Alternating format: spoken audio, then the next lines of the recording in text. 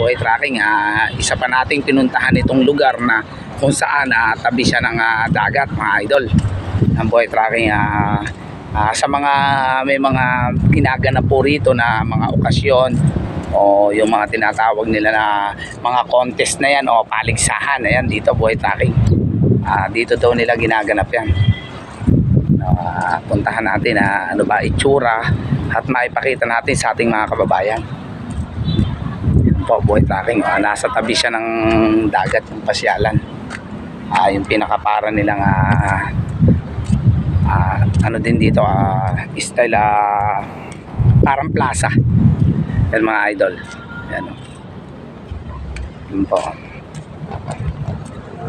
Kahit mainit, pinagpapasyalan na natin buhay tracking upang maipakita natin saan man sulok ng Pilipinas o sa ating mga kababayan kung ano ba itsura at kagandahan ng meron dito sa parte ng Cebu. Yan, bawat bayan po rito sa Cebu may mga magagandang mga tanawin o pasyalan mga idol. Yan po, parang style Luneta po siya, parang nandun sa Ross Boulevard po. Yan tabi po siya ng dagat idol. Marami po tayo nakikita mga barko.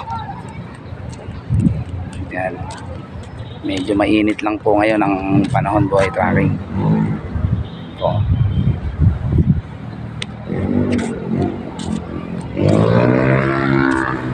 O sa gabi po dito, maganda po rito mga idol sa gabi.